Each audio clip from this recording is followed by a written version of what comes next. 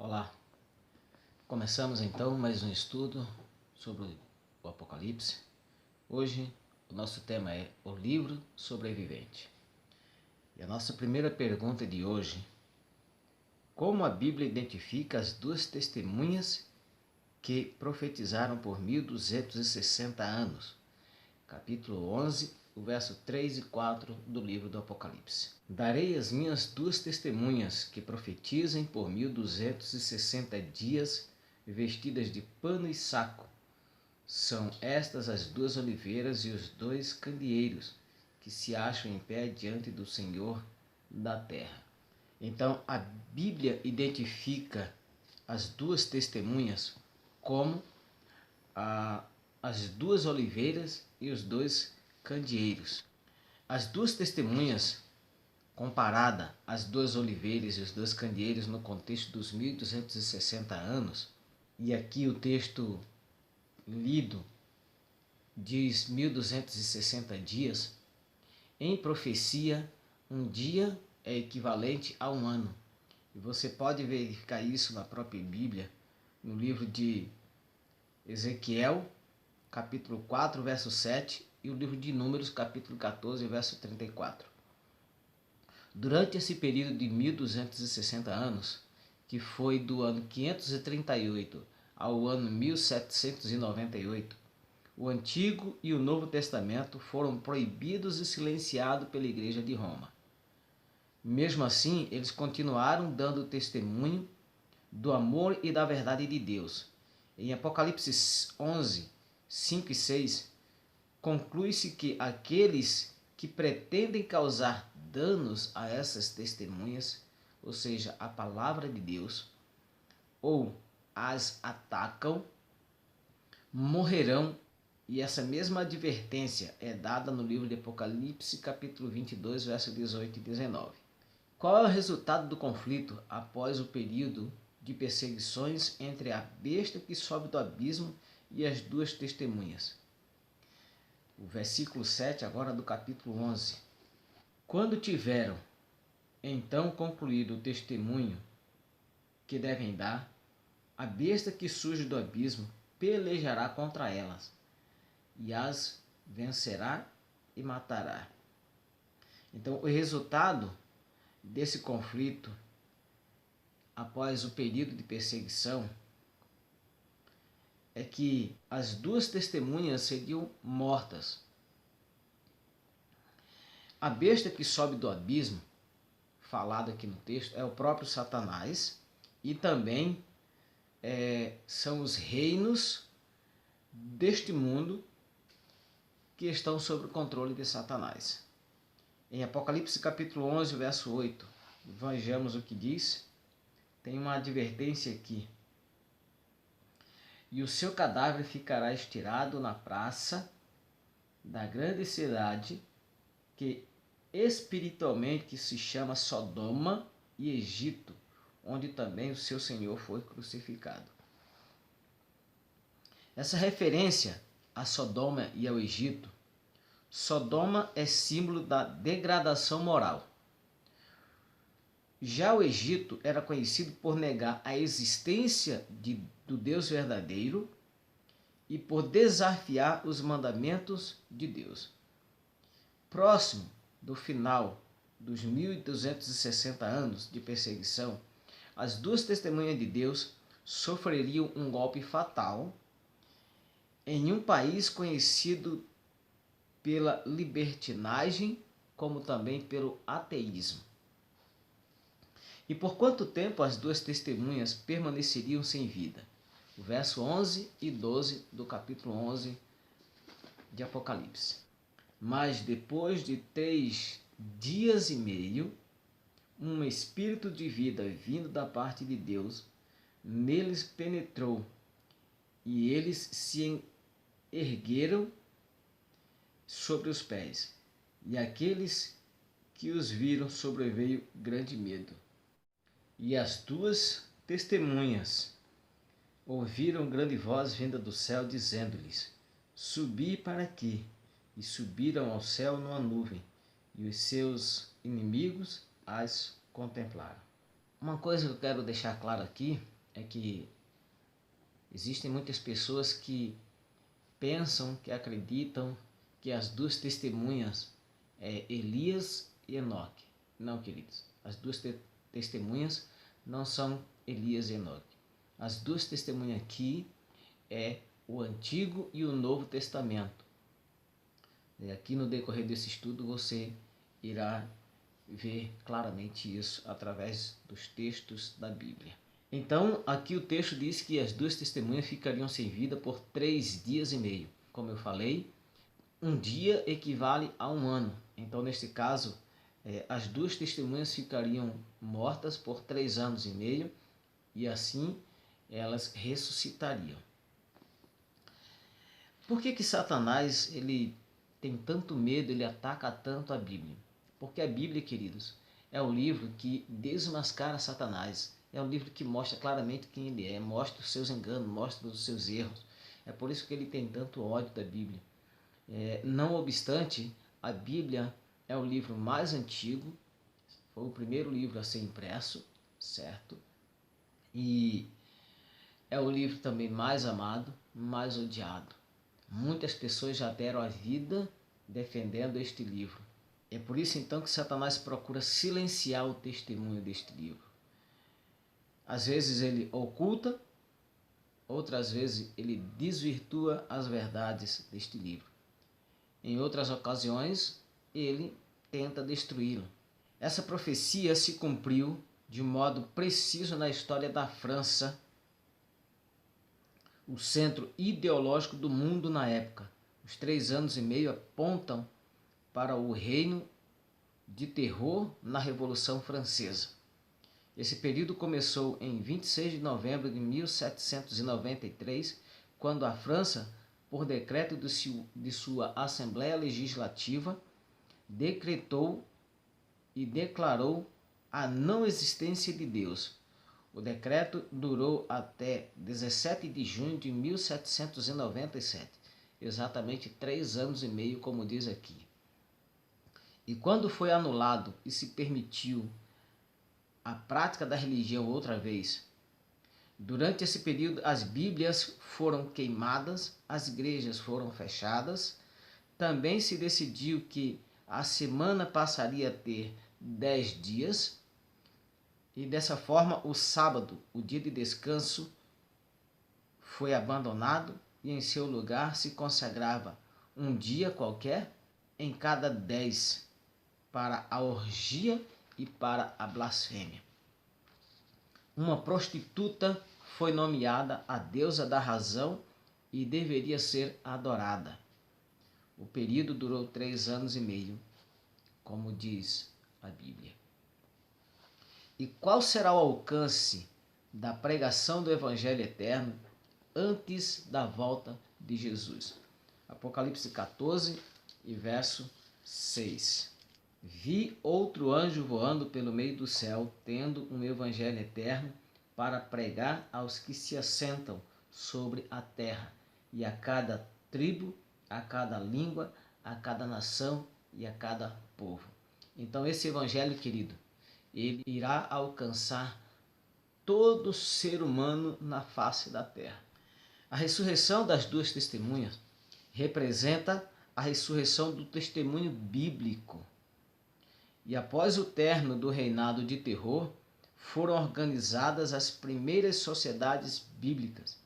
E as escrituras têm alcançado todo o planeta como o livro mais impresso na história da humanidade. O Apocalipse fala do Evangelho eterno, que é a revelação de Deus conforme está na Bíblia. E por isso a Bíblia traz uma advertência divina. Apocalipse 28, 18. Vamos ver porque já é a segunda vez que esse texto aparece. Apocalipse 22, 18 e 19 diz aqui o seguinte: Eu, a todo aquele que ouve as palavras da profecia deste livro, testifico. Se alguém lhes fizer qualquer acréscimo, Deus lhes acrescentará os flagelos escritos neste livro.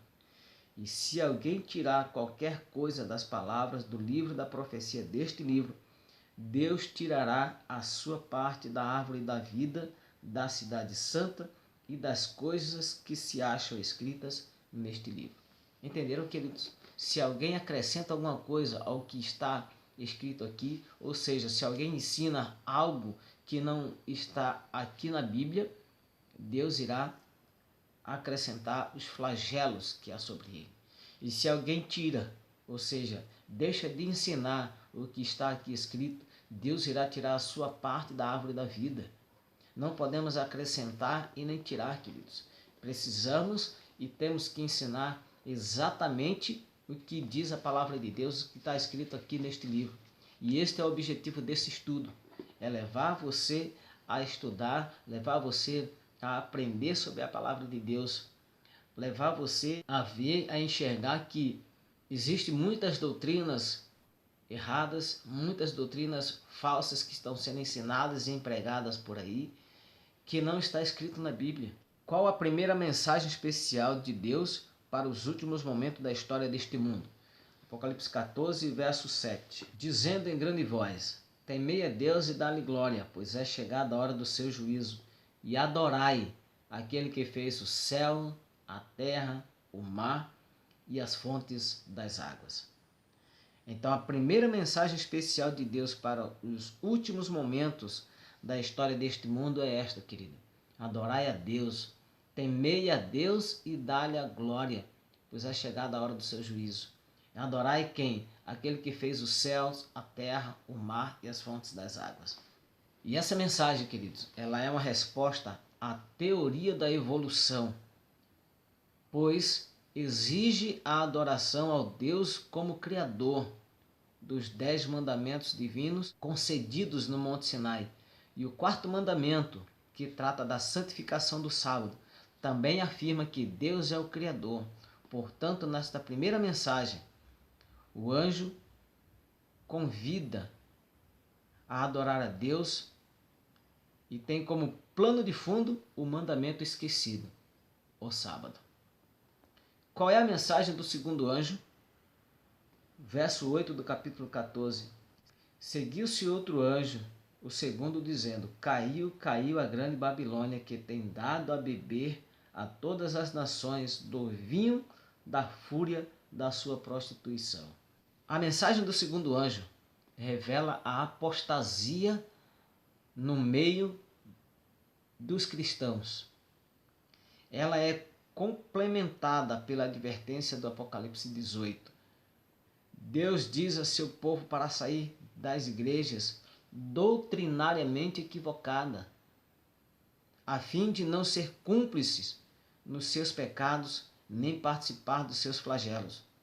A Babilônia do tempo do fim irá despertar oposição mundial a Deus. A Babilônia do Antigo Testamento representava uma força opressora sobre o povo de Deus e também confusão. Ali no livro de Gênesis, no capítulo 11, do verso 1 a 9, nós encontramos ali o relato da construção da Torre de Babel. E ali Deus confundiu as línguas. Até então havia uma só linguagem, um só idioma. Mas naquele momento Deus decidiu que não seria uma boa ideia deixar as coisas ocorrerem como eles estavam planejando. E Deus então mudou os idiomas, criou então vários idiomas e ali deu-se o nome de Babilônia, ou seja, confusão. Houve uma grande confusão na construção da Torre de Babel. E todos sabem que a cidade de Babilônia oprimiu o povo de Deus. E a Babilônia espiritual, a Babilônia do tempo do fim, ela irá se levantar numa grande força se opondo a Deus. Olha a advertência que diz no Apocalipse 18, verso 4. Existe também um convite de Deus para você neste momento, querido. Ouvi outra voz do céu dizendo: retirai-vos dela, povo meu, para não serdes cúmplices em seus pecados e para não participar dos seus flagelos. Você faz parte de uma igreja que está biblicamente, está doutrinariamente equivocada. Você faz parte de alguma igreja que ensina doutrinas que a Bíblia não está ensinando? Então Deus convida você, meu amigo. Deus convida você, minha amiga, a sair dessa igreja. A verdade está chegando até você. O conhecimento, a palavra de Deus, ela é pura, ela é fiel e verdadeira. E esse crescimento, esse entendimento, ele é gradual.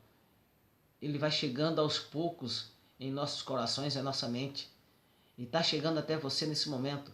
Então Deus convida você a sair desta igreja, a procurar uma igreja que não seja doutrinariamente equivocada, queridos. Qual é a advertência que Deus anuncia por meio da mensagem do terceiro anjo? 14, verso de 9 a 11. Seguiu-se a este outro anjo, o terceiro, dizendo em grande voz: se alguém adora a besta e a sua imagem, e recebe a sua marca na fronte ou sobre a mão, também esse beberá do vinho da cólera de Deus, preparado sem mistura, do cálice da sua ira, e será atormentado com fogo e enxofre diante dos santos anjos na presença do Cordeiro. A fumaça do seu tormento sobe pelos séculos dos séculos, e não terá descanso algum, nem de dia e nem de noite, os adoradores da besta e da sua imagem, e quem quer que receba a marca do seu nome. Essa advertência destaca a responsabilidade individual na última crise. As revelações advertem que, se os seres humanos não abandonarem os erros doutrinários e a rebelião espiritual, inevitavelmente irão sofrer as consequências das pragas e estarão perdidos, queridos. Como é que o Evangelho eterno será pregado em todo o mundo? Mateus 24, 14. Será pregado este Evangelho do Reino por todo o mundo para testemunho a todas as nações, então virá o fim.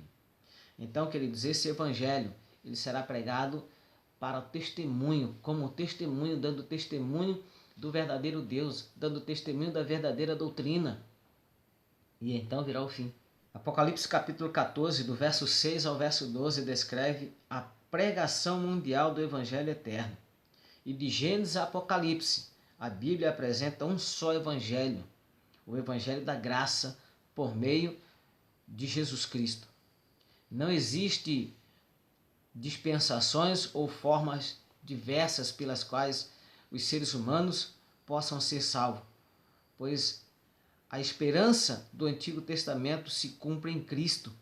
Esse Evangelho alcançará cada nação, tribo, língua e povo, conforme a ordem registrada em Apocalipse 10, 11. É necessário que ainda profetize a respeito de muitos povos, nações, línguas e reis. E o que vai acontecer após a pregação desses três anjos? Verso 14 ao 16 de Apocalipse 14. Olhei, e eis uma nuvem branca, e sentado sobre a nuvem, um semelhante a filho de homem, tendo na cabeça uma coroa de ouro e na mão uma foice afiada. Outro anjo saiu do santuário, gritando em grande voz para aqueles que se achavam sentados sobre as nuvens: toma tua foice e ceifa, pois chegou a hora da ceifa, visto que a seara já está madura. Aquele que estava sentado sobre a nuvem passou a sua foice sobre a terra, e a terra foi ceifada.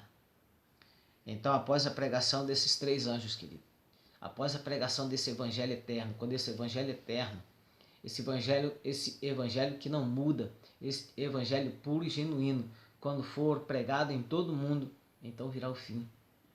Cristo irá raiar nas nuvens dos céus para buscar os que foram fiéis, para buscar aqueles que obedeceram a sua palavra.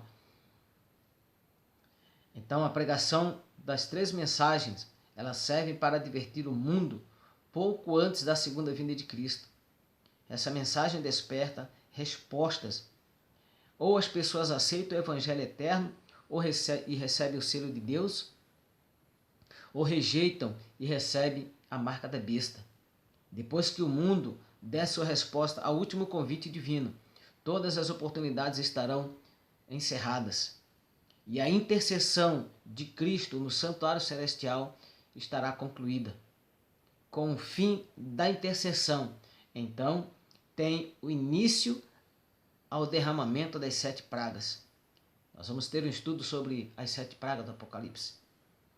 E Cristo vem nas nuvens do céu para realizar a colheita da humanidade, para buscar os seus filhos, os que foram fiéis, e para destruir os perseguidores do povo de Deus. Percebem, queridos? Esta mensagem, ela tem chegado até você. Esta mensagem é um convite de Deus para você.